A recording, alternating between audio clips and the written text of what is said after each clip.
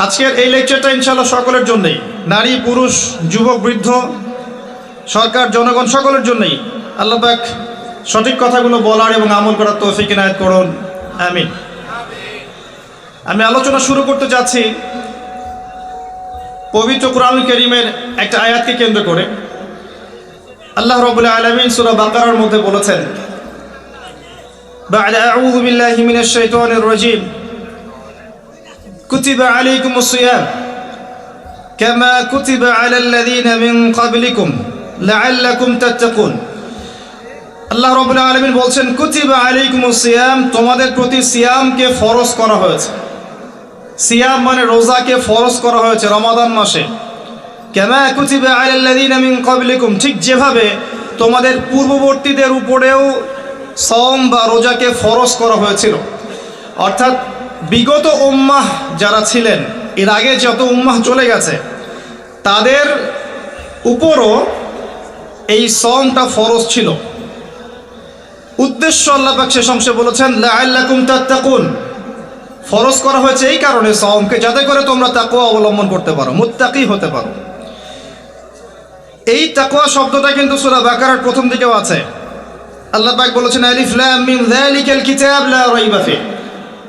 আলিফ লাম মিম, এটা এমন একটা কিতাব যে কিতাব নিয়ে কোনো সন্দেহ নাই। হুদাল লিল মুত্তাকিন, এই কিতাব কাদের জন্য হেদায়েত? মুত্তাকিদের জন্য। মুত্তাকি কারা? আল্লাহ পাক তার পরের আয়াতে বলছেন, আল্লাযীনা ইউমিনুনা বিল গায়ব, যারা অদৃশ্যে বিশ্বাস করে। অদৃশ্য বিশ্বাস মানে ঈমানের 6টা পিলার, সবগুলোই গায়েব। আমানতু বিল্লাহ, আল্লাহকে দেখা যায়, গায়েব। ওয়া মালাইকাতিহি, দেখা যায়, মালাইকা গায়েব। ওয়া কুতুবিহি, আগের আসমানি কিতাবগুলো দেখেছেন? দেখেন নাই, গায়েবে বিশ্বাস। ওয়া রুসুলিহি, নবী রাসূলদেরকে দেখেছেন? অদৃশ্য বিশ্বাস। ওয়াল ইয়াউমিল আখির, পরকালের জীবনকে দেখেছেন? অদৃশ্য বিশ্বাস। ওয়াল কদরি খায়রিহি ওয়া শাররিহি, তাকদীর বা ভাগ্যের ভালো মন্দ, এটা কি দেখা যায়? তাহলে ঈমানের এই যে 6টা পিলার সব কি অদৃশ্য নয়? হুদাল লিল মুত্তাকিন আল্লাযীনা ইউমিনুনা বিল গায়ব, যারা এই অদৃশ্যে বিশ্বাস করে, মনে বিশ্বাস করে, মুখে স্বীকার করে এবং কাজে বাস্তবায়ন করে। আল্লাযীনা ইউমিনুনা বিল গায়বি ওয়া ইউকিমুনাস সালাহ ওয়া মিম্মা রাযাকনাহুম ইউনফিকুন। আল্লাহ পাক সিয়ামকে ফরজ করেছেন মুত্তাকি হওয়ার জন্য। তার মানে রমাদান মাসে সওম রাখার পরে যদি আমরা তাকওয়া অবলম্বন করতে ব্যর্থ হই, বুঝতে হবে যে আমি সওমের হক আদায় করতে পারি নাই। সহজ কথা, আল্লাহ পাক সওম আমাদের উপর ফরজ করেছেন রমজান মাসে, যাতে করে আমরা তাকওয়া অবলম্বন করতে পারি। যদি রমাদানে সওম রাখার পরেও আমি তাকওয়া অবলম্বন করতে না পারি, আল্লাহ ভীতি অর্জন করতে না পারি, বুঝতে হবে আমার সওম 100% কবুল হয়নি। সিম্পল। তাকওয়া কি জিনিস? উমর রাদিয়াল্লাহু আনহু বলছেন, একটা কাটা বিছানো রাস্তায়, একটা রাস্তা যেখানে কাটা বিছানো আছে, মনে করেন কাচের টুকরো দেয়া আছে, এই রাস্তা আপনাকে পার হতে হবে। আপনি যত সতর্কতার সাথে পা ফেলবেন পার হওয়ার জন্যে, এটা হচ্ছে তাকওয়ার উদাহরণ। জীবনে চলার পথে অন্যায় থাকবে, শয়তানের টোপ থাকবে, আল্লাহ দ্রোহী হওয়ার সুযোগ থাকবে, পাপাচারে লিপ্ত হওয়ার সুযোগ থাকবে। আপনি বেছে বেছে পা ফেলে ফেলে আগাচ্ছেন, এগুলোতে পা দিচ্ছেন না, এর নাম হচ্ছে তাকওয়া। আমি কি বুঝাতে পারছি? আচ্ছা, তাকওয়া মানে শুধু এটাই নয় যে আল্লাহ যা আদেশ করেছেন এগুলোই করব, বরং আল্লাহ পাক যা নিষেধ করেছেন এগুলোকে ছেড়ে দেওয়ার নামও তাকওয়া। আর নবী সাল্লাল্লাহু আলাইহি ওয়াসাল্লাম বলছেন, তাকওয়া মনের ব্যাপার, কলবের ব্যাপার। শুধুমাত্র বাহ্যিক লেবাস পোশাকে তাকওয়ার পরিচয় নয়। আমার দাড়ি, আমার টুপি, জুব্বা, পাগড়ি যে তাকওয়ার একমাত্র পরিচয়, এমনটা নয়। আর তাকওয়া হ্যাঁ হুনা, নবী সাল্লাল্লাহু আলাইহি ওয়াসাল্লাম বলছেন তাকওয়া হচ্ছে এখানে, কলিজায়, কলবে। আর কলবটাকে দেখা যায় না, দেখা যায়? শুধুমাত্র আল্লাহ দেখতে পারেন কার মনে কি চলছে, শুধুমাত্র আল্লাহ জানেন কার মনে কি আছে। তাই মনের মধ্যে খারাপ বিষয় রেখে, নোংরামি রেখে, অশ্লীলতা রেখে, হিংসা, বিদ্বেষ, দুনিয়ার প্রতি আসক্তি, অহংকার, রিয়া, এগুলো রেখে মানুষের কাছে ভালো সাজা যেতে পারে, আল্লাহর কাছে সম্ভব না। আল্লাহ পাকের কাছে যে ব্যক্তি ফেয়ার, নির্দোষ, নিষ্পাপ, মাজলুম, আল্লাহর কাছে যে ব্যক্তি কবুলিয়াত পেয়েছে, সারা দুনিয়ার মানুষ মিলেও তাকে জাহান্নামে নিয়ে যেতে পারবে না। পারবে? আর আল্লাহ পাকের কাছে যে ব্যক্তি দূষিত হয়ে গেছে, কারণ আল্লাহ পাক জানে তার কলবে কি আছে, আল্লাহ পাক তার দৃষ্টি দিয়ে দেখছেন তার কলবে কি আছে।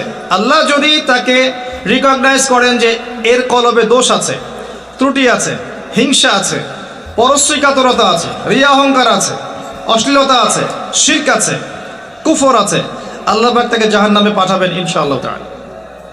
তো তাকওয়া মনের ব্যাপার, তাকওয়া বাইরের লেবাস পোশাকের বিষয় নয়। আল্লাহ পাক সিয়ামকে উদ্দেশ্য করে বলছেন, রোজা আমি ফরজ করেছি যাতে তোমরা মুত্তাকি হতে পারো। এবার এখান থেকে আমাদের শিক্ষা কি? আমরা সওম রাখি, দেখা যায় মাশাআল্লাহ আমরা সাহরি করি, আমরা ইফতার করি, মাঝখানে না খেয়ে থাকি, স্ত্রী সহবাস করি না। কিন্তু রোজা রেখেও আমাদের অনেক ব্যক্তি আছেন যারা সুদ খান, রোজা রেখে অনেক ব্যক্তি আছেন যারা ঘুষ নেন। আমাকে বলতে দেন, আমি ভুলে যাব, মানে আপনারা ঠিক বলতে থাকলে আমি ভুলে যাব। রোজা রেখে অনেক ব্যক্তি আছে যারা জেনা করছে, রোজা রেখেছে বয়ফ্রেন্ড গার্লফ্রেন্ডের সাথে ফ্রি মিক্সিংয়ে আছে, রোজা রেখেছে দেখবেন মাপে কম দিচ্ছে, মাপে ওজনে কম দিচ্ছে, রোজা রেখেছে কিন্তু দুর্নীতি করছে, রোজা রেখেছে অন্যের সম্পদ আত্মসাৎ করছে, রোজা রেখেও ব্যবসায়িক পণ্য মজুত করে বাজারে সিন্ডিকেট সৃষ্টি করছে, পণ্যের দাম ইচ্ছাকৃতভাবে বাড়িয়ে দিচ্ছে, মানুষ অসহায়ের মতো নিত্য প্রয়োজনীয় দ্রব্যের জন্যে কি হাহাকার টানা করছে। রোজা রেখে যদি মানুষ এই কাজগুলো করে, আবার দেখা যায় রোজা রেখেও মানুষ নামাজ পড়ছে না। অনেকেই রোজা রেখেছে শুধু তারাবির নামাজ পড়ে 5 ওয়াক্ত নামাজ জামাতে পড়ছে না, রোজা রেখেও যাকাত দিচ্ছে না, রোজা রেখেছে মিথ্যা কথা বলছে, রোজা রেখেছে মানুষের গীবত করছে, রোজা রেখে ঝগড়া বিবাদ করছে। রোজা রেখে যদি এই কাজগুলো করে, লাআল্লাকুম তাত্তাকুন, ওই হকটা আদায় হয়নি। আমি কি বুঝাতে পারছি ভাই? তার মানে সওম কিভাবে রাখবো? উত্তর, আল্লাহ পাকের নবী মুহাম্মদ সাল্লাল্লাহু আলাইহি ওয়াসাল্লাম যেভাবে রেখেছেন আমি সেভাবে রাখবো। নবী করিম সাল্লাল্লাহু আলাইহি ওয়াসাল্লাম সওম রেখে খাওয়া এবং পানাহার যেমন ত্যাগ করতেন, স্ত্রী সহবাস ত্যাগ করতেন, তিনি 5 ওয়াক্ত সালাত আদায় করতেন, বেশি বেশি সওম রেখে দান খয়রাত করতেন, সওম রেখে বেশি থেকে বেশি কোরআন তেলাওয়াত করতেন, সওম রেখে ইফতার করাতেন, সওম রেখে নবী সাল্লাল্লাহু আলাইহি ওয়াসাল্লাম যুদ্ধও করেছেন। আমার কথা কি বুঝতে পারছেন? সওম রেখে নবী সাল্লাল্লাহু আলাইহি ওয়াসাল্লাম দ্বীনের প্রচার করেছেন, পরিবারের খোঁজ নিয়েছেন, মানুষকে খাইয়েছেন, তাবলীগ করেছেন। সওম রেখে তিনি যাবতীয় ভালো কাজগুলো করেছেন। আমাদেরকেও রোজা রেখে ভালো কাজগুলো করতে হবে, এটা 1 নাম্বার। একই সাথে সওম রেখে নবী সাল্লাল্লাহু আলাইহি ওয়াসাল্লাম কখনো অন্যায় কোনো কাজে লিপ্ত হননি। হয়েছেন? হয়েছেন? তার সাহাবীরা হয়েছেন?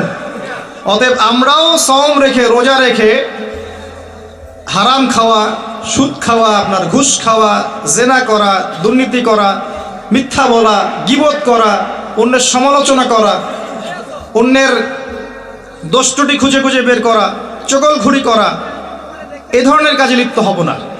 আল্লাহ পাক আমাদেরকে তৌফিক দান করুন। আমি কয়েকটা কাজ বলি, এটা বলে আমি মূল পয়েন্টের দিকে যাচ্ছি, কোরআনময় রমাদানের দিকে ইনশাআল্লাহ তাআলা। সওম রেখে আপনারা প্রথমত বেশি খাবেন না, 1 নম্বর কথা। সওম রেখে আপনারা বেশি খাবেন না, সেহরিতে খুব বেশি আয়োজন করতে যায়েন না, যতটুকুতে আপনার চলে যায় অতটুকু করেন। রান্নাঘরে বেশি সময় নষ্ট করেন না, বাজারে বেশি সময় নষ্ট করেন না। 2টা 3টা তরকারি দিয়ে আপনার খাওয়া হয়ে যেতে পারে, একটা দিয়েও হয়ে যায়, 10টা আইটেম করার দরকার নাই আপনার। আপনি দুনিয়াবি কাজগুলোকে কমিয়ে ফেলেন রমজান মাসে, দুনিয়াবি কাজগুলোকে কমিয়ে ফেলেন, পরকালের কাজগুলোকে বাড়ান। আল্লাহ তৌফিক দান করুন। সেহরিতে এমন করে খাবেন না যেটা আপনার জীবনের শেষ খাওয়া, এইভাবে খাবেন না। সাহরি করেন যতটুকু প্রয়োজন। ইফতারেও এত বেশি আয়োজন করবেন না যে আপনার সারাদিনের সওম রাখার যে আধ্যাত্মিকত্ব, নূর, এটা নষ্ট হয়ে যায়। কিন্তু ইফতারে আপনি অনেক বেশি আয়োজন করেন, মাগরিবের সালাত, তারাবির নামাজ আপনি এনথুজিয়াজমের সাথে আদায় করতে পারবেন না, আপনি প্রফুল্লতার সাথে আদায় করতে পারবেন না, অলস হয়ে যাবেন, ঘুমিয়ে পড়বেন, ক্লান্ত হয়ে যাবেন। ইফতারে খুব বেশি খেতে নেই। আমি কিছু প্র্যাকটিক্যাল কথা বলছি, আমল করতে পারলে ইনশাল্লাহ কল্যাণ হবে। আমি নিজে চেষ্টা করি, আপনাদেরকেও বলছি, আল্লাহ পাক তৌফিক দান করুন। এরপরে সওম রেখে আপনি বেশি বেশি ফরজের পাশাপাশি নফল নামাজ পড়ার চেষ্টা করেন। ফরজ তো পড়বেনই, 5 ওয়াক্ত সালাত জামাতে অবশ্যই পড়বেন। যারা 5 ওয়াক্ত নামাজ জামাতে পড়ি না, রমজান মাসটা সুবর্ণ সুযোগ, 5 ওয়াক্ত সালাত জামাতে পড়বেন, পারা যাবে ইনশাআল্লাহ। এর পাশাপাশি দৈনিক 12 রাকাত সুন্নত পড়বেন। দৈনিক 12 রাকাত যে ব্যক্তি সুন্নাহ আদায় করে তার জন্য জান্নাতে একটা করে ঘর নির্মাণ করা হয়। দৈনিক একটা করে ঘর পেতে পারেন জান্নাতে যদি দৈনিক 12 রাকাত নফল বা সুন্নাহ আদায় করেন। এটা কি 12 রাকাত? ফজরের আগের 2, জোহরের আগে 4, পরে 2, 6 আর 2 8, মাগরিবের পরে 2 10, এশার পরে 2 12। এই 12 রাকাত নফল বা সুন্নাহ যে আদায় করে প্রত্যেক দিন তার জন্য জান্নাতে একটা করে ঘর নির্মাণ করা হয়। সুবহানাল্লাহ। রমজান মাসে এটা ছাড়বেন না ইনশাআল্লাহ, আল্লাহ পাক তৌফিক দান করুন। এবং 5 ওয়াক্ত সালাত তো অবশ্যই জামাতে পড়বেন, আল্লাহ পাক তৌফিক দান করুন, আমিন। বিশেষভাবে ফজর এবং এশা এবং আসর এগুলো যেন জামাত না ছোটে। যদি কারো ছুটেও যায় আপনি একা পড়ে নেবেন। যদি ঘুমিয়ে থাকেন ঘুম থেকে উঠলেই পড়ে নেবেন। যদি ভুলে যান স্মরণ হলেই পড়ে নেবেন। যদি আপনি মুসাফির হন কসর করে নেবেন। নামাজ ছাড়া যাবে না। এমন একটা জায়গা আপনি আছেন যেখানে আপনার কোনো কাপড়ই নাই, মনে করেন আপনার কোনো পবিত্র কাপড়ই নাই, এমন একটা জায়গায় আপনি আছেন, কোনো কাপড় নাই, অজুর পানিও নাই, আপনার তায়াম্মুমের মাটিও নাই, আপনি কি করবেন? নামাজ পড়বেন না? কি করবেন? নামাজ আছে আপনার উপর ফরজ, আপনাকে এমন জায়গায় রাখা হয়েছে আপনি অজুও করতে পারছেন না, তায়াম্মুমও করতে পারছেন না, কোনো সুযোগ নাই, এবং আপনার কাপড়ও নাপাক হয়ে গেছে, আপনি কি করবেন? নামাজ ছেড়ে দিবেন? নামাজ ছেড়ে দিবেন? ছাড়বেন না। নামাজের কোনো মাফ নাই, নামাজের কোনো মাফ নাই। আর নামাজ বলতে আমি বর্তমান সময়ের চলমান 3G 4G নামাজকে বোঝাচ্ছি না। আমি মেনশন করতে যাচ্ছি নবী সাল্লাল্লাহু আলাইহি ওয়াসাল্লাম যেভাবে নামাজ পড়তেন সেই নামাজের কথা। তিনি ধীর স্থিরভাবে নামাজ পড়তেন। তিনি কি আমাদের মতো 4G স্পিডে নামাজ পড়তেন? রুকু করলে সেজদা পাওয়া যায় না। অনেক মসজিদে দেখবেন তারাবি হবে রমজান মাসে, এত দ্রুত যে আসলে মুসল্লি বুঝতে পারে না কি তেলাওয়াত করা হচ্ছে। শেষের আয়াতটাকে লম্বা টান দিয়ে ছাড়া হয়, ওইটা খালি বুঝতে পারে এখন রুকু হবে, এইটুকু বুঝতে পারে। এরকম নয়। আপনি হারাম শরীফে দেখবেন, কাবা ঘরে দেখবেন, মসজিদ নববীতে দেখবেন, অন্যান্য যত মসজিদগুলো আছে আরব কন্টিনেন্টে, এখানে দেখবেন ধীর স্থিরভাবে তারাবি সালাত হয়, সুন্দর কেরাত হয়, লম্বা কেরাত, লম্বা রুকু, লম্বা সেজদা, এবং প্রশান্তির সাথে মানুষ সালাত আদায় করে। আমি এই সালাতকে বোঝাচ্ছি। রমাদান মাসে সালাতটাকে প্রশান্তির সাথে আদায় করেন, তাড়াহুড়া করবেন না। কারণ ওয়ামা খালাকতুল জিন্না ওয়াল ইনসা ইল্লা লিয়াবুদুন, আমি জিন আর মানুষকে শুধু আমার ইবাদত করার জন্যই সৃষ্টি করেছি, অন্য কোনো কারণে আল্লাহ পাক সৃষ্টি করেন নাই। এর জন্যই তো পৃথিবীতে এসেছি নামাজ পড়তে। তো নামাজে এত তাড়াহুড়া কেন? দুনিয়ার সমস্ত কাজ ধীর স্থিরভাবে করি, মসজিদে আসলে কখন বের হব তার আগে আমরা প্রতিযোগিতা সৃষ্টি করি। এটা কি ঠিক হচ্ছে ভাই? এটা ঠিক হচ্ছে? নামাজ স্থিরভাবে পড়েন, ধীর স্থিরভাবে পড়েন, আল্লাহ পাক তৌফিক দান করুন। আসেন রমাদানে আমি একটা কথা বলি, জাকাত, যাদের জাকাত আছে, নিসাব পরিমাণ সম্পত্তি হয়েছে, রমজানে জাকাত দিয়ে দিবেন। জাকাত নিয়ে টালবাহানা করবেন না, আল্লাহর ওয়াস্তে জাকাত দিয়ে দেন। জাকাত হচ্ছে আপনার সম্পদে গরিবের হক। অন্যের হক নষ্ট করলে এই শাস্তি আল্লাহ পাক এমনভাবে দিবেন, ওই সম্পদটাকে আল্লাহ পাক গলাবেন, গলিয়ে কপালে, গালে, পিঠে লাগিয়ে দিবেন, এবং একটা সাপের আকৃতি দিবেন, এই সাপ গলায় ঝুলে থাকবে এবং কপালে ঠোকর দিবে। বলেন নাউযুবিল্লাহ। জাকাত দিয়ে দেন। জাকাত ইসলামিক অর্থনীতির মূল ভিত্তি। জাকাত না থাকলে ইসলামিক ইকোনমিক টিকবে না। ইসলামিক ইকোনমিক্সের মূল বেইস হচ্ছে জাকাত, এবং সাদাকা এবং বিজনেস, ব্যবসা, এগুলো নিয়ে পড়াশোনা করেন। আমি মাহফিলে এত ডিটেলস বলতে পারি না। আমি আগেও বলেছি, আমি ওয়াজ মাহফিলে আমি আমার জানা মতে 30-40% কথা বলতে পারি না, বাকি 60% পড়ে, 50% পড়ে। এগুলো বলার পরিবেশ এই মাহফিলগুলো নয়। ইনশাআল্লাহ আস্তে আস্তে যতটুকু জানি বলার চেষ্টা করব। ওয়ামা তাওফীকি ইল্লা বিল্লাহ আলাইহি তাওয়াক্কালতু ওয়া ইলাইহি উনীব। যাকাত ইসলামিক ইকোনমিক্সের বেস। ইসলামিক ইকোনমিক্স সম্পর্কে জানতে হলে, বুঝতে হলে, পড়তে হলে আমি একজন আলেমের নাম বলছি, যাকে আমি বেসিক্যালি ফলো করার চেষ্টা করি ইকোনমিক সেকশনে এবং অন্যান্য সেকশনেও। তিনি আমার খুব শ্রদ্ধেয় একজন আলেম, আল্লামা তাকি উসমানী দামাত বারাকাতুহু। তার ইকোনমিক্সের সিরিজ আছে, ইসলামিক অর্থনীতির সিরিজ আছে বই, 10টা-15টা বই শুধু অর্থনীতির উপরেই। এগুলো কেনেন, ঢাকায় বাংলা বাজারে পাবেন, কিনে এনে বাসায় পড়েন, আপনি দেখবেন ইসলামিক অর্থনীতি কী জিনিস। আর অর্থনীতির জ্ঞান না থাকার কারণেই, অর্থনীতির বিশুদ্ধ জ্ঞান না থাকার কারণেই আমরা ইবাদত বন্দেগীর জীবনে নামাজি হলেও ব্যবসায়িক জীবনে, অর্থনৈতিক জীবনে পাক্কা সুদখোর হয়ে বসে আছে। আমার কথা কি বুঝতে পারছেন ভাই? অর্থনীতির জ্ঞান দরকার আছে না? একটা রাষ্ট্র মনে করেন যার কাছে অর্থনৈতিক সুপার পাওয়ার, তার কাছে ইকোনমিক চাবিকাঠি আছে। ওয়ার্ল্ডের একটা রাষ্ট্র মনে করেন তার কাছে অর্থনৈতিক চাবিকাঠি আছে, সে চাইলে কাউকে ইকোনমিকভাবে দুর্বল করতে পারে, কাউকে শক্তিশালী করতে পারে। এখন অন্যান্য রাষ্ট্ররা এর আনুগত্য করবে না? করবে না? করবে। অর্থনীতি মূল ভিত্তি। নবী সাল্লাল্লাহু আলাইহি ওয়াসাল্লাম মদিনায় হিজরত করে যখন মদিনা সনদ তৈরি করলেন, সাহাবীদের মধ্যে ভ্রাতৃত্বের বন্ধন স্থাপন করলেন, ইহুদিদের সাথে চুক্তি করলেন, মসজিদ নববী নির্মাণ করলেন, এরপরে তিনি প্রথম যেখানে ফোকাস করেছেন সেটা হলো মুসলিমদের অর্থনীতি সমৃদ্ধ করার কাজে, তারপরে সামরিক বাহিনী গঠন ইত্যাদি ইত্যাদি। অর্থনীতি মূল জিনিস। আর এই বিষয়গুলো আমাদের প্রতিষ্ঠানগুলোতে আরও বেশি বেশি পড়ানো উচিত। এটা আমার নাসিহা, বাকি যারা এর দায়িত্বশীল তারা বুঝবেন। আসুন, আমি যেটা বলছিলাম, রমাদান মাসে জাকাতগুলোকে দিয়ে দেন। এটা আপনার সম্পদে গরিবের হক। জাকাত ইসলামিক সমাজে সাম্য নিয়ে আসবে। গরিব না খেয়ে মারা যাবে না, আপনার সম্পদে ওর হক আছে, ওই হকটা না দিয়ে আপনি মৃত্যুবরণ করেন না আল্লাহর বাস্তে।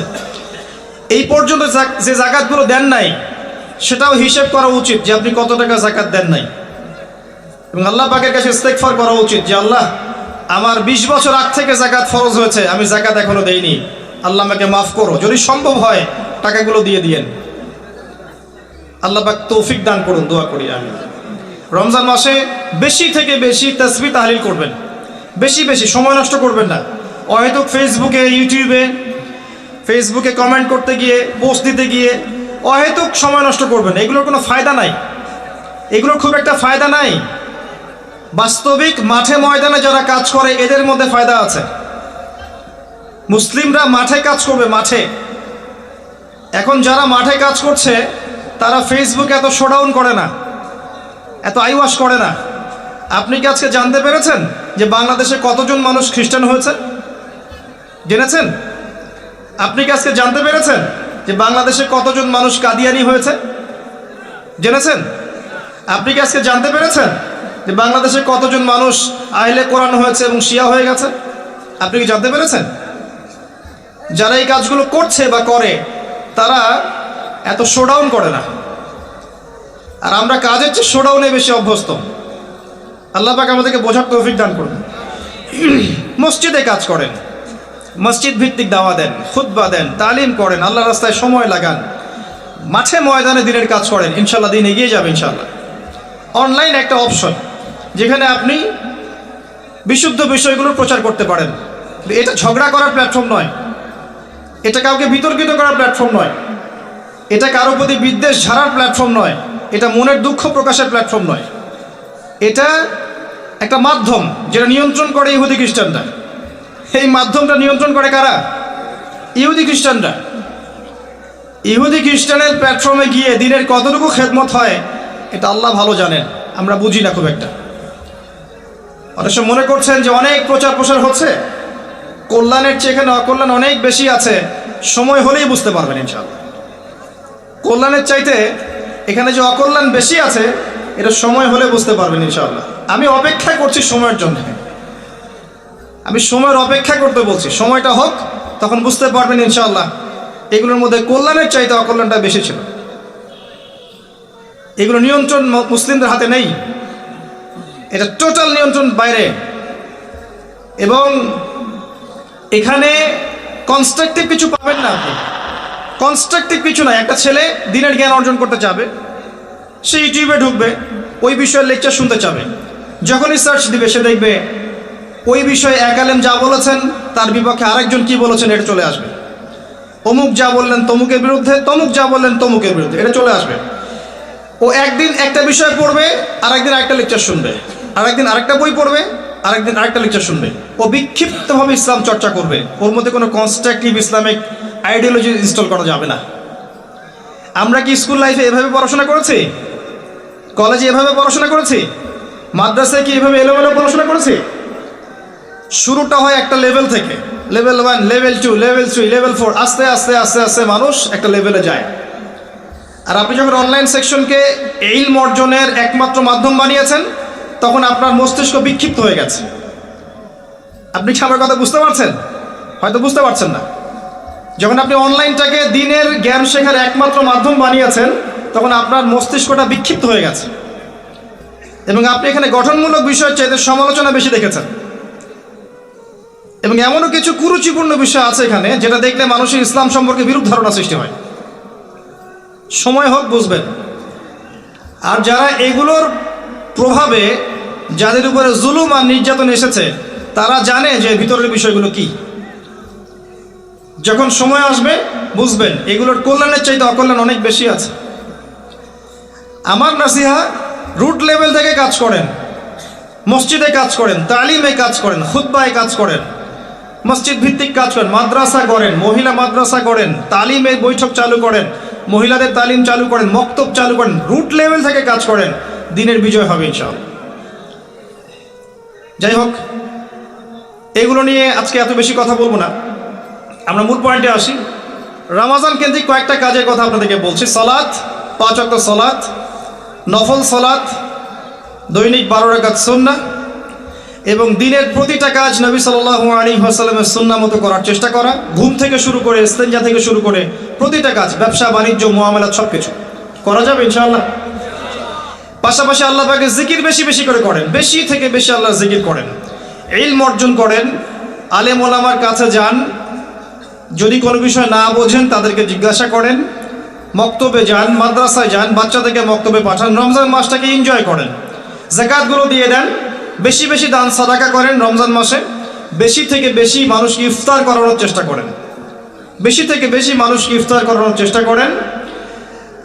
অসহায় যারা আছে, এতিম, মিসকিন, বিধবা, যাদের ঘরে বাজারের টাকা পয়সা নাই, সামাজিকভাবে, ব্যক্তিগতভাবে, অনলাইনের মাধ্যমে, অফলাইনের মাধ্যমে, রাষ্ট্রীয়ভাবে, যেভাবে হোক তাদের ঘরে ঘরে ইফতারের প্যাকেজ পৌঁছে দেন, ঈদের খুশি পৌঁছে দেন, ঈদের সময়টুকু পৌঁছে দেন। ইনশাআল্লাহ তাআলা দেখবেন আল্লাহ পাক আপনার রিজিকে বারাকা দিবে ইনশাআল্লাহ। এই কাজগুলো করলে পরে একটা ভ্রাতৃত্বের বন্ধন আসবে। রমজানের যে মূল লাআল্লাকুম তাত্তাকুন, এই বিষয়টা আমরা ইনশাআল্লাহ অর্জন করতে পারবো, আল্লাহ পাক তৌফিক দান করুন। আমি এখন আমার আলোচনার মূল জায়গায় আসছি। এতক্ষণ যেগুলো বললাম শুধু রমজান কেন্দ্রিক কথা বললাম, যাতে আপনারা রমজান মাসে টার্গেট করতে পারেন এই কাজগুলো করব। আর যারা তালেবে ইলম আছেন, রমজান একটা টার্গেট করবেন পড়াশোনা করার। কিভাবে পড়বেন? আপনাকে বেসিক থেকে স্টার্ট করতে হবে। হুট করে একটা বই হাতে নিলেন ইসলামিক অর্থনীতির, কালকে একটা বই হাতে নিলেন ইসলামিক রাজনীতি, কালকে একটা বই হাতে নিলেন সহিহ বুখারী, পরশু একটা নিলেন কোরআনের তাফসীর। বিক্ষিপ্ত পড়াশোনা নয়। এই পড়াশোনাগুলো আপনাকে কনস্ট্রাকটিভ জ্ঞান দিবেন, আপনার মাথাটাকে বিক্ষিপ্ত করে ফেলবে। আমি হয়তো বুঝাতে পারছি না। যদি কেউ তওবা করে ইসলামের দিকে আসে এবং চিন্তা করে আমি এখন পড়াশোনা করব, জ্ঞান অর্জন করব, আমল করব, দিনের জন্য কিছু করব, তখন তাকে একটা বেসিক থেকে পড়াশোনা স্টার্ট করতে হবে। এই বেসিক থেকে স্টার্ট করতে পারে সবচেয়ে ভালো মাদ্রাসার বাচ্চারা, মাদ্রাসার সাথে সম্পৃক্ত যারা, তারা সৌভাগ্যবান। আমরা দোয়া করি আল্লাহ পাক তাদেরকে আরও বারাকা দান করুন।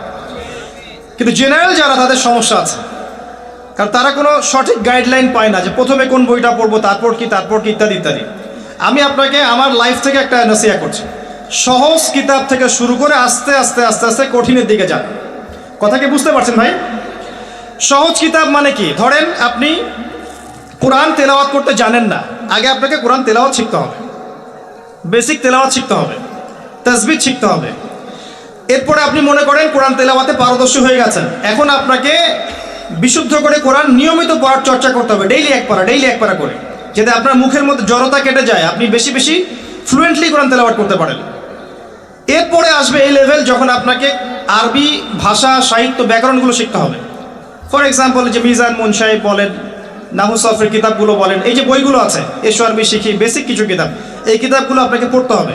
এই কিতাবগুলো কিন্তু আপনি একা একা পড়তে পারবেন না, এগুলো আপনাকে অবশ্যই ওস্তাদের কাছে গিয়ে পড়তে হবে। এবং আমি সবসময় বলি যে বাংলাদেশের প্রেক্ষাপটে কওমি ঘরানার যে ওলামায়ে কেরাম আছেন তারা এই বিষয়ে অনেক অনেক অনেক বেশি দক্ষ। তাদের কাছে গেলে আপনি বিশুদ্ধ জ্ঞানটা পাবেন ইনশাআল্লাহ তাআলা। এটা আমার নাসিহা। দেখেন, আমি এমন মানুষ নই, যদি আপনি আমাকে একটা থাপ্পড় দেন এবং আপনার মধ্যে যদি কোনো খায়ের বা কল্যাণ থাকে, আমি বলবো যে আপনার মধ্যে এই কল্যাণটা আছে। এই মানসিকতা অর্জন করতে না পারলে আল্লাহর কবুলিয়াত আপনার কাছে আসবে না। অতএব মন থেকে কলবুন সালিম হয়ে যান, স্বচ্ছ হয়ে যান। এই জায়গায় আমি বলছি, এই সেক্টরে ওলামায়ে কেরামের কাছে গেলে আপনি সঠিক বিশুদ্ধ আরবিকের জ্ঞানটা পাবেন। আস্তে আস্তে আপনি গভীর ফিকহের জ্ঞান পাবেন, উসুলে ফিকহ, উসুলে হাদিসের জ্ঞানগুলো পাবেন, তাফসীরের গভীর জ্ঞানগুলো পাবেন। আমি বলছি না অন্য সেকশনে যে আলেমরা আছেন তাদের কাছে নাই, এটা বলছি না। আমার পরামর্শ, এখানে গেলে আপনি বেশি পাবেন। একটা বিষয় আছে, আপনি বিরিয়ানি খাচ্ছেন আর আপনাকে দেওয়া হচ্ছে সাদা ভাত। আপনার ভালো লাগে বিরিয়ানি, তা আপনি কি বিরিয়ানি খাবেন না? যেটা বেস্ট আপনি সেটা খেতে যাবেন। তো সেটাই আমি বলছি আপনাকে, যেটা বেস্ট আমার কাছে মনে হচ্ছে আপনি সেখানে যান। আমার পরামর্শ, আপনি চাইলে মানতেও পারেন, না চাইলে নাও মানতে পারেন, এটা আপনার ইখতিয়ার। আমি আপনাকে জোর জবরদস্তি করতে পারবো না। এরপরে আপনাকে আসতে হবে সহজ হাদিসের কিতাবগুলো এবং সহজ ফিকহের বইগুলো, যেমন ফিকহুল মুয়াসসার, এই বইটা পড়তে পারেন। আস্তে আস্তে আপনি বড় ফিকহের বইয়ের দিকে যাবেন, ওস্তাদের সহবতে হেদায়েত কুদরতে পড়ে যাবেন। প্রথমেই গিয়ে সহিহ বুখারী হাতে নেবেন না, আপনাকে প্রথমে হাদিসে আরবাঈন, বুলুগুল মারাম মিন আদিল্লাতিল আহকাম, ফাইজুল কালাম বলেন, তারপরে আপনার মিশকাতুল মাসাবিহ বলেন। আস্তে আস্তে গ্র্যাজুয়ালি আপনি আবু দাউদ, তিরমিজি, নাসাঈ এদিকে যাবেন। আগে আগে বড় কিতাবে যাবেন না। আর বুখারী মুসলিম তো আগে হাতে নেওয়ার প্রশ্নই ওঠে না। যারা শুরুতে এগুলো হাতে নিয়ে ফেলবে তারা কিন্তু বিভ্রান্ত হয়ে যাবে।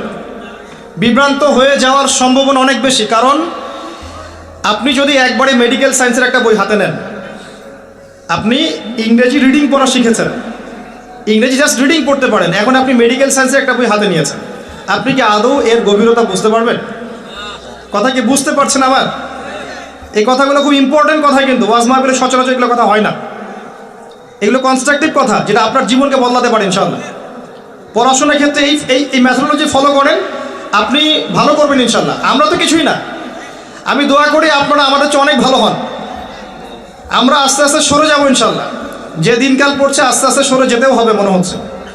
এরপরে যারা আসবেন তাদের জন্য আমি কিছু পথ পদ্ধতি বলে দিয়ে যাচ্ছি, যে এগুলোর উপর আমল করেন, পড়াশোনা এইভাবে করেন, ইনশাআল্লাহ দেখবেন এমন প্রজন্ম আসবে যাদের হাতে আল্লাহ পাক ইসলামের বিজয়ের পতাকা দেবে ইনশাআল্লাহ।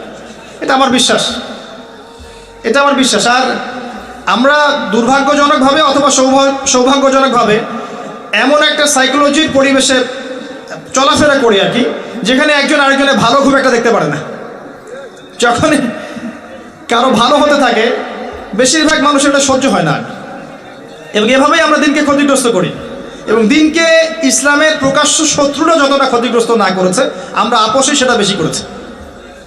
তো এই জন্য আমি ফিল করি যে হয়তোবা আস্তে আস্তে আস্তে আস্তে এমন প্রজন্ম আসবে, যেহেতু আমরা এর যোগ্য নই, যাদের হাতে আল্লাহ পাক ইনশাআল্লাহ তাআলা ইসলামের বিজয়ের পতাকা দিবেন। এই জন্য আপনাদের যে উদ্দেশ্য বলছি যে আমরা তো কিছুই করতে পারছি না, আপনারা এগুলো পড়াশোনা করেন, এভাবে আসেন, আস্তে আস্তে সহজ থেকে কঠিন বইয়ের দিকে যান। হাদিসের ক্ষেত্রেও, তাফসিরের ক্ষেত্রেও, ফিকহের ক্ষেত্রেও, এবং আলেম ওলামাদের কাছে গিয়ে পড়ে থাকবেন। যেটা বুঝবেন না অনুনয় বিনয় করে বোঝার চেষ্টা করবেন। তারা যদি বোঝাতে সময় না পায়, ব্যস্ত থাকে, বিজি থাকে, আপনি লেগেই থাকবেন ইনশাআল্লাহ, দেখবেন আল্লাহ আপনাকে জ্ঞান দিবেন ইনশাআল্লাহ। এগুলো টিপস। এরপরে আরও বলবো, শুধু এই ইসলামিক সাবজেক্টগুলো পড়লেই সব কিছু হবে না, এই কথাটা বোঝার চেষ্টা করেন। শুধু ইসলামিক সাবজেক্টগুলো পড়লেই সব হবে না, এর সাথে আপনাকে চলমান বিশ্বের জন্য উপযোগী অনেক সাবজেক্ট পড়তে হবে। ফর এক্সাম্পল, আপনার ইংরেজির জ্ঞান লাগবে, এটা লাগবে। আপনার ইতিহাসের জ্ঞান লাগবে, অর্থনীতির জ্ঞানটা আপনার লাগবে, ইসলামের ইতিহাসের জ্ঞান লাগবে, নবী সাল্লাল্লাহু আলাইহি ওয়াসাল্লামের সিরাতের জ্ঞান লাগবে, সাহাবীদের জীবনীর জ্ঞান লাগবে, ফিকহের জ্ঞান লাগবে, আপনার তাফসীরের জ্ঞান লাগবে, উসুলে হাদিসের জ্ঞান লাগবে, উসুলে তাফসীরের জ্ঞান লাগবে, উসুলে ফিকহের জ্ঞান লাগবে। এর পাশাপাশি আমি বলবো জিওপলিটিক্স, ভূরাজনৈতিক প্রেক্ষাপটের জ্ঞান লাগবে, পলিটিক্যাল সায়েন্সের জ্ঞান লাগবে। সবগুলো জ্ঞান যখন একসাথে হবে, আর এগুলো একদিনে হবে না, আস্তে আস্তে আস্তে আস্তে হবে ইনশাআল্লাহ। এই ট্র্যাকে চলতে চলতে মৃত্যু হয়ে গেলে হয়ে যাক, আপনার 10 বছর, 20 বছর, 30 বছর সময় লাগছে, লাগুক না, সমস্যা কি? সারাটা জীবন লাগিয়ে দেন। এই সাবজেক্টগুলো একসাথে যখন আপনি পড়বেন, বা আস্তে আস্তে আপনি যখন এই সবগুলো বিষয়ের জ্ঞান অর্জন করতে পারবেন, তখন কি আপনি ফিল করবেন যে আপনি যা দেখছেন সবাই তা দেখতে পাচ্ছে না, আপনি যা শুনছেন সবাই সেটা শুনতে পাচ্ছে না, আপনি যে উপলব্ধি করছেন সবাই সেটা উপলব্ধি করতে পারছে না, এবং আপনি আল্লাহর নূর দিয়ে দেখছেন। এই জায়গায় একটা কথা, শুধুমাত্র এই সাবজেক্টগুলো পড়লেইও সব হবে না, আরও একটা বিষয় দরকার, সেটা হলো মনের মধ্যে কোনো হিংসা রাখা যাবে না, মনটা ফ্রেশ পবিত্র রাখতে হবে। হিংসা, বিদ্বেষ, রিয়া, অহংকার, গীবত, তহমত এগুলোর ঊর্ধ্বে থাকতে হবে। আপনাকে এগুলোর ঊর্ধ্বে থাকতে হবে। আপনাকে মানুষ গালি দেখ, বিতর্কিত করুক, ভালো বলুক, মন্দ বলুক, হাবি যাবি যা ইচ্ছা বলুক, এটা আপনার জন্য খায়ের এবং কল্যাণকর। কিভাবে? পরকালের মাঠে উঠে আপনি অনেক নেকি পাবেন ইনশাআল্লাহ, free of cost. Free of cost যারা এগুলো করবে বা করছে আপনার এগেনস্টে, আপনি কিয়ামতের মাঠে উঠে দেখবেন লাখ লাখ কোটি কোটি নেকি আপনার আমল নামে শেয়ারের মাধ্যমে শেয়ার হচ্ছে। কিভাবে? কারণ তারা আপনাকে বিতর্কিত করেছে, মিথ্যা বলেছে, অপবাদ দিয়েছে, গীবত করেছে, গালি দিয়েছে, কিন্তু আপনি এর যোগ্য ছিলেন না, আপনি মাজলুম ছিলেন। অতএব আল্লাহ পাক আপনাকে জাযা দিবেন, এটা আপনার জন্য খায়ের, কল্যাণকর। ওই জন্য এগুলো ঊর্ধ্বে থাকতে হবে আপনাকে। ঊর্ধ্বে থেকে বেশি বেশি আল্লাহর জিকির, তাজকিয়া, আল্লাহর কাছে কান্নাকাটি করা, দোয়া করা, ভিক্ষা চাওয়া, আল্লাহ আমাকে ইলম দাও, আল্লাহ আমাকে ইলম অনুযায়ী আমল দাও, আল্লাহ আমাকে তোমার নূর দাও, যাতে করে আমি তোমার নূর দিয়ে দেখতে পারি। ইনশাআল্লাহ তখন আপনার কলবের মধ্যে আত্মশুদ্ধি আসবে ইনশাআল্লাহ তাআলা। তখন দেখবেন এইরকম আলোর প্রদীপওয়ালা যদি হাজার হাজার মানুষ তৈরি হয়, প্রত্যেকটা ঘরে ঘরে একটা করে, তখন একটা সমাজকে আপনি পাবেন, যেই সমাজের হাতে ইসলামের বিজয়ের পতাকা উঠবে ইনশাআল্লাহ। আমাদের মূল সমস্যা হচ্ছে আত্মশুদ্ধি এবং অজ্ঞতা। আসেন ভাই, কি বিরক্ত হচ্ছেন? কিছু বেসিক কথা বললাম, এই কথাগুলো সবগুলো যে আমাকে সবাই শিখিয়ে দিয়েছে এমন নয়। কিছু কিছু বিষয় আমি নিজে অভিজ্ঞতা থেকে শিখেছি, চলতে ফিরতে শিখেছি, মানুষের সাথে মিশতে গিয়ে শিখেছি। যে কথাগুলো বললাম, এটা যদি আপনি আমল করতে পারেন, আপনার সন্তানকে শেখাতে পারেন, আমি খুবই আশাবাদী পরবর্তী প্রজন্মকে নিয়ে তারা ইনশাআল্লাহ তাআলা আল্লাহর জমিনে দেখবেন আল্লাহর দ্বীন প্রতিষ্ঠা করবে ইনশাআল্লাহ। আমরা হয়তো কিছু পারছি না, আমরা সব যোগ্যও নই। যখন আমরা যোগ্য হব না এবং পারবো না এবং দায়িত্ব অবহেলা করব, আল্লাহ পাকের সুন্নাহ হচ্ছে ইস্তাবদিল কওমান গায়রাকুম, আল্লাহ পাক অন্য কওমকে এই জায়গায় নিয়ে আসবেন, সুম্মা লা ইয়াকুনু আমসালাকুম, তারা তোমাদের মতো হবে না। আসুন, রমজান মাসে ইলম চর্চা করুন। আর চর্চার কিছু আমি পথ বলে দিলাম, এভাবে চর্চা করেন। সহজ থেকে কঠিনে যান, আগে কঠিনে যাবেন না, এবং যেটাই বুঝবেন না সেটাই আলেমের কাছে। আর আপনি সব বুঝবেন না এমন নয়, অনেক কিছু আপনি বুঝবেন, অনেক কিছু আপনি বুঝবেন, যেটা বুঝবেন না সেটা আপনি আলেমের কাছে যাবেন। আর যে বিষয়গুলো কিনে উম্মার মাঝে ইখতিলাফ আছে, যে বিষয়গুলো কিনে উম্মার মধ্যে ইখতিলাফ আছে, আপনার কাদা ছোড়াছুড়ি আছে, দলাদলি আছে, ইত্যাদি ইত্যাদি, একে অপরের সমালোচনা করতে ব্যস্ত হয়ে আছে, এগুলো আপনি টেকনিক্যালি এড়িয়ে চলেন। উম্মার এই ক্রান্তিকালে এইগুলো নিয়ে সময় নষ্ট করার দরকার নেই। আপনি মূল বিষয়গুলোর দিকে ফোকাস করে এগিয়ে যান ইনশাআল্লাহ। মূল বিষয় কি? সালাত। মূল বিষয় যাকাত, সাওম, হজ, উমরা, আমর বিল মারুফ, নাহি আনিল মুনকার। মূল বিষয় হচ্ছে আল্লাহর জমিন, আল্লাহর দ্বীন, তাওহীদ, সুন্নাহ, আপনার বিদআত, শিরক, এগুলো মূল বিষয়। হালাল হারাম, রিবা, জিনা, জায়নিস্ট মুভমেন্ট, ইসলামের এগেইনস্টে ইহুদি খ্রিস্টানদের ষড়যন্ত্র, এগুলো তো মূল বিষয়।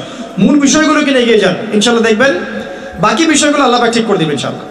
আল্লাহ পাক আমাদের সবাইকে কনস্ট্রাকটিভ জ্ঞান অর্জন করার তৌফিক এনায়েত করুন, আমিন।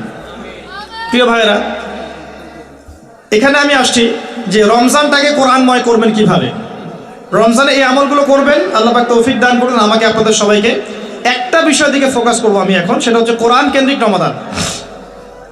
এখন একটা আয়াতকে আমি শোনাচ্ছি আপনাদের সামনে, একটু পানি দিয়েন ভাই প্লিজ। পানি পানি দেন। শুকরিয়া, শুকরিয়া, জাযাকাল্লাহ। একটা আয়াত আমি তেলাওয়াত করছি। আল্লাহ রাব্বুল আলামিন সূরা বাকারার মধ্যে বলেছেন, শাহরু রমাদানাল্লাযী উনজিলা ফীহিল কুরআন হুদাল লিন-নাস ওয়া বায়িনাতিন মিনাল হুদা ওয়াল ফুরকান। আল্লাহ রাব্বুল আলামিন বলছেন, রমাদান সেই মাস, রমাদান সেই মাস যেই মাসে আমি কোরআন নাজিল করেছি। বলেন সুবহানাল্লাহ। রমাদান সেই মাস যেই মাসে আমি কোরআন নাজিল করেছি। কি জন্য নাজিল করেছি? হুদাল লিন-নাস, যাতে করে এই কোরআন মানব জাতিকে পথ দেখায়। হুদাল লিন-নাস শুধু মুসলিমদের জন্য নয়, বরং হুদাল লিন-নাস পুরো মানব জাতির জন্য কোরআন হচ্ছে হেদায়েত। ওয়া বায়িনাতিন মিনাল হুদা, এটা হচ্ছে স্পষ্ট একটা দলিল, একটা প্রমাণ। ওয়াল ফুরকান, সত্য মিথ্যার চূড়ান্ত মানদণ্ড। আল্লাহ পাক এই কিতাব সম্পর্কে আরো বলেছেন, যালিকাল কিতাব লা রাইবা ফি, এটা এমন একটা কিতাব যে কিতাবে কোনো সন্দেহ নাই। আরো বলেছেন, ওয়া ইন কুনতুম ফি রাইবিন মিম্মা নাযালনা আলা আবদিনা ফাতু বিসূরাতিন মিন মিথলি, যদি কোনো সন্দেহ থেকে থাকে কোরআন সম্পর্কে একটা সূরা রচনা করে দেখাও, একটা সূরা এনে দেখাও। ওয়াদউ শুহাদাকুম মিন দুনিল্লাহি ইন কুনতুম সাদিকিন, তোমাদের সমস্ত সাক্ষীদেরকে ডেকে নিয়ে আসো, সহযোগিতা নাও, তারপরে একটা সূরা রচনা করে দেখাও। ওয়া ইল্লাম তাফআলু, যদি করতে না পারো, ওয়ালান তাফআলু, কোশ্চিনকালে পারবেও না, তাহলে ফাত্তাকুন নার আল্লাতী ওয়াকুদুহা আন-নাস ওয়াল হিজারা, তাহলে সেই আগুনকে ভয় করো যে আগুনের ইন্ধন হবে মানুষ আর পাথর। আল্লাহ পাক এখানে একটা বিষয় দিকে ফোকাস করছেন। কোরআন আল্লাহ পাক রমাদান মাসে নাজিল করেছেন, যে বইয়ে কোনো সন্দেহ নাই, যেটা স্পষ্ট প্রমাণ, যেটা বাইয়িনাত, যেটা হুদান, এবং যেটা হচ্ছে ফুরকান, ন্যায় অন্যায়, সত্য মিথ্যা, হক বাতিলের চূড়ান্ত মানদণ্ড আল্লাহর ওয়াহী আল কোরআন আল্লাহ পাক রমাদান মাসে নাজিল করেছেন। অন্য সূরা আল্লাহ বলছেন ইন্না আনজালনাহু ফি লাইলাতিল কদর, আমি কদরের রাতে কোরআন নাজিল করেছি। আর কদরের রাত কি শবে বরাতে নাকি রমাদান মাসের শেষ দশকে? রমাদান মাসের শেষ দশকের বিজোড় রাত 21, 23, 25, 27, 29, এর মধ্যে একটা রাত হচ্ছে লাইলাতুল কদর। আল্লাহ পাক বলছেন কদরের রাতে আমি কোরআন নাজিল করেছি এবং কোরআনের সমস্ত বিষয়ের সমাধান নাজিল করেছি। কোথায় আছে? সূরা নাহল 89 নম্বর আয়াত আল্লাহ পাক বলছেন ওয়ানাজ্জালনা আলাইকাল কিতাব তিবয়ানান লিকুল্লি শাই, আমি এমন একটা কিতাব নাজিল করেছি হে নবী তোমার উপরে সাল্লাল্লাহু আলাইহি ওয়াসাল্লাম, যে কিতাবটা তিবয়ানান লিকুল্লি শাই, প্রত্যেকটা বিষয়ের ব্যাখ্যা। কোরআন প্রতিটা বিষয়েরই ব্যাখ্যা। ওয়া হুদান, এবং হেদায়েত, ওয়া রাহমাতান, এবং দয়া, ওয়া বুশরা লিল মুসলিমিন, মুসলিমদের জন্য সুসংবাদ। সূরা কাহফে আল্লাহ আরো বলেছেন ওয়ালাকাদ সাররাফনা ফি হাযাল কুরআন লিন-নাস মিন কুল্লি মাসাল, আমি মানব জাতির জন্য কোরআনে প্রত্যেকটা বিষয় ব্যাখ্যা করেছি, প্রতিটা বিষয়। ওয়া কানাল ইনসান আকসারা শাইইন জাদালা, কিন্তু মানুষ বেশিরভাগ বিষয়ে বিতর্ক করতে পছন্দ করে। সূরা বনী ইসরাঈলের মধ্যে একই আয়াত আছে। এখন কথা হচ্ছে আল্লাহ পাক কোরআন নাজিল করেছেন রমজান মাস লাইলাতুল কদরে। আমরা যে রমজান মাসকে এই আমলের মৌসুম হিসেবে নিয়েছি, এত মহিমান্বিত আল্লাহ পাক করেছেন, এর পিছনে একটা মাত্র মূল কারণ, রমাদানকে মহিমান্বিত করার একটা মূল কারণ, সেটা হচ্ছে রমজান মাসে কোরআন নাজিল করা হয়েছে। সুবহানাল্লাহ। কদরের রাতে যখন আইয়ামে জাহিলিয়াতের মধ্যে সুদ ছিল, শিরক ছিল, জিনা ছিল, ব্যভিচার ছিল, পাপাচার ছিল, আপনার গোত্রীয় হানাহানি ছিল, নারীর অবমাননা ছিল, মাদক ছিল, এরকম একটা সমাজের মধ্যে আল্লাহ পাক কোরআন নাজিল করেছে। আর মাত্র 23 বছর পরে গিয়ে আপনি দেখেন, 23 বছর পরে গিয়ে আরবে কোনো শিরক নাই, কোনো রিবা নাই, কোনো সুদ নাই, কোনো মাদক নাই, কোনো নারীর অবমাননা নাই, কোনো জেনা নাই, কিছুই নাই, গোত্রীয় হানাহানি নাই। 23 বছরের মধ্যে কোরআনের আলোকে জাহিলি সমাজ আলোকিত সমাজে পরিণত হচ্ছে। বলেন সুবহানাল্লাহ। কিভাবে হলো? কোরআনের হক আদায় করার কারণে। তারা কোরআন পড়েছেন, কোরআনের অর্থ বুঝেছেন, কোরআন হিফজ করেছেন, কোরআনের আদেশ মেনেছেন, নিষেধকে বর্জন করেছেন, কোরআনের দাওয়াত দিয়েছেন, কোরআনের লসগুলো প্রতিষ্ঠা করেছেন, কোরআনের হক আদায় হয়েছে, সমাজ পরিবর্তন হয়েছে। এখন রমজান মাসে আমরা কোরআনময় করব কিভাবে? এখন আপনি জানেন কোরআন কেন্দ্রিক রমাদান মাস। রমাদান মাস কেন মর্যাদা মণ্ডিত? এক কথায় উত্তর হচ্ছে এই মাসে কোরআন নাজিল করা হয়েছে। এখন অ্যাজ এ মুসলিম আমার কি দায়িত্ব? আমি কোরআনের সাথে কি আচরণ করব? আমি কিভাবে কোরআনময় রমাদান বানাবো? প্র্যাকটিক্যাল কিছু কথা বলছি, শুনে। কয়েক শ্রেণীর মানুষ আছে। এক শ্রেণীর মানুষ যারা কোরআন আদৌ পড়তে জানেন না। আছে না এমন মানুষ? হাত উঁচু করেন তো অনেস্টলি, কারা কারা কোরআন একদমই পড়তে জানেন না? আছে তো কিছু মানুষ কোরআন তিলাওয়াত করতে জানে না। আমি অনুরোধ করব এই রমাদান মাসটাকে গনিমত মনে করে আপনারা যারা কোরআন তেলাওয়াত করতে জানেন না, যে বা যারা যেখানেই আছেন, কোরআন তেলাওয়াত এই মাসে শিখে নেবেন। 1 মাস সময়ের মধ্যেই কোরআন তেলাওয়াত শেখা সম্ভব। কোরআনের হক আদায় করব, এক এক মানুষের দায়িত্ব এক এক রকম। যে ব্যক্তি কোরআন মোটেই তেলাওয়াত করতে জানে না, তার জন্য এই রমাদানে কোরআনের হক হচ্ছে সে কোরআন অ্যাটলিস্ট তেলাওয়াত করা শিখবে। পারা যাবে ইনশাআল্লাহ? জাস্ট তেলাওয়াত করা শিখবেন। আপনি আলিফ থেকে শুরু করে ইয়া পর্যন্ত অক্ষর শিখবেন, আপনি মদ শিখবেন, মাখরাজ শিখবেন, তাজবিদ শিখবেন, গুন্না শিখবেন, আপনি বাকি অ্যারাবিক ব্যাকরণের নিয়মগুলো শিখবেন। পারা যাবে ইনশাআল্লাহ? কিভাবে শিখবেন? অনলাইনে অনেক কোর্স করানো হবে রমজান মাসে। রমাদান মাসে কিন্তু অনলাইনে অনেক কোর্স করানো হবে, 1 মাসে করতে পারেন। অলরেডি অনেক কোর্স দেওয়াও আছে, শিখতে পারেন। অথবা আপনি সবচেয়ে ভালো হয় স্থানীয় আলেমের কাছে যাবেন, দৈনিক 30 দিন 30 রমাদান 1 ঘন্টা করে সময় দিবেন, ইনশাল্লাহ আপনি শিখতে পারবেন। মসজিদে যারা দায়িত্বশীল আছেন, মসজিদকে 1 মাসে রমাদানে কোরআন শিক্ষা কোর্স চালু করেন, জনগণ ফ্রি শিখবে। আপনারা ইমাম সাহেবের বেতন দিবেন, পারবেন? আপনারা কমিটিতে যারা আছেন তারা ইমাম সাহেবের বেতন দিবেন, ভালো অঙ্কের হাদিয়া দিবেন, এবং তিনি এলাকার সমস্ত মানুষকে ফ্রি বিনামূল্যে কোরআন শিক্ষা দিবেন। করা যাবে ইনশাআল্লাহ? রমজান মাসটাকে কাজে লাগিয়ে যারা কোরআন একেবারেই তেলাওয়াত করতে জানেন না, তাদের দায়িত্ব হচ্ছে কোরআন তেলাওয়াত করা শেখা। এখানে আপনার জন্য কয়েকটা ফজিলত বলছি আমি, লিসেন ভাই। যদি আপনি কোরআন তেলাওয়াত করতে শিখে নেন এবং একবার বিশুদ্ধ করে শিখে নেন, আজীবন এটা আপনার কাজে দিবে। আপনার জন্য রাসূলের কয়েকটা হাদিস, শুধু আপনার জন্য। নবী সাল্লাল্লাহু আলাইহি ওয়াসাল্লাম বলেছেন, ইকরাউল কোরআন, তোমরা কোরআন তেলাওয়াত করো, ফাইন্নাহু ইয়াতি ইয়াউমাল কিয়ামাহ শাফিআন লিআসহাবি। কোরআন কিয়ামতের দিনে তেলাওয়াতকারীর পক্ষে আল্লাহর কাছে সুপারিশ করবে ইনশাআল্লাহ তাআলা। নবীজি বলেছেন, খায়রুকুম মান তাআল্লামাল কোরআন ওয়া আল্লামা। তোমাদের মধ্যে শ্রেষ্ঠ ব্যক্তি তারাই, সর্বোত্তম ব্যক্তি তারাই, খায়র উত্তম ব্যক্তি তারাই যারা নিজে কোরআন শেখে অপরকে শেখায়। পারবেন ইনশাআল্লাহ? একটা হাদিসে বলেছেন, কোরআন যারা তেলাওয়াত করে, কোরআন তেলাওয়াত করে এর উপর মাহির হয়, দক্ষ হয়, মা'আস সাফারাতিল কিরামিল বাররা, তারা সম্মানিত ফেরেশতাদের সাথে হাসর করবে। আর যারা তেলাওয়াত করতে গিয়ে আটকে যায়, ওয়ায়াতাতাউ ফিহি ওয়া হুয়া আলাইহি শাক ফালাহু আজরান, যে ব্যক্তি তেলাওয়াত করতে গিয়ে আটকে যায় আবার চেষ্টা করে, তার জন্য ডাবল পুরস্কার আছে। আপনি তেলাওয়াত করা শেখেন, সূরা ফাতিহা তেলাওয়াত করবেন, এটা কোরআনের সবচেয়ে মর্যাদামণ্ডিত আয়াত। আয়াতুল কুরসি তেলাওয়াত করবেন, এটা কোরআনের অন্যতম একটা মর্যাদামণ্ডিত আয়াত। এবং আয়াতুল কুরসি প্রত্যেক ফরজ নামাজের পরে পড়বেন, মৃত্যু ছাড়া জান্নাতে যাওয়ার কোনো বাধা নাই। সুবহানাল্লাহ। আপনি সূরা মুলক পড়বেন, সূরা মুলক আপনাকে কবরের আযাব থেকে বাঁচাবে ইনশাআল্লাহ। আপনি সূরা কাহাফ পড়বেন, প্রথম 10 আয়াত শেষ 10 আয়াত, আপনাকে আল্লাহ পাক দাজ্জালের ফিতনা থেকে বাঁচাবে ইনশাআল্লাহ। আপনি সূরা ইয়াসিন পড়বেন, আর রহমান পড়বেন, আপনি সূরা ওয়াকিয়া পড়বেন, আপনাকে আল্লাহ পাক দারিদ্রতা থেকে বাঁচাবে ইনশাআল্লাহ। আপনি সূরা ফালাক নাস ইখলাস পড়বেন, সকালে সন্ধ্যায় 3 বার করে, দৃশ্য অদৃশ্যের সমস্ত খারাপি থেকে আল্লাহ আপনাকে বাঁচাবে ইনশাআল্লাহ। আপনি আরও পড়বেন সূরা বাকারার শেষের 3 আয়াত, রাতের বেলা পড়বেন, সারা রাত নফল নামাজের নেকি পাবেন ইনশাআল্লাহ। সারা রাত ইবাদতের যে নেকি হয়, সূরা বাকারার শেষের আয়াতগুলো পড়ে ঘুমালে সেই নেকি হয়। ঘুমানোর আগে আপনি সূরা কাফিরুন পড়বেন, আপনাকে আল্লাহ পাক শিরকের পাপ থেকে বাঁচাবে ইনশাআল্লাহ।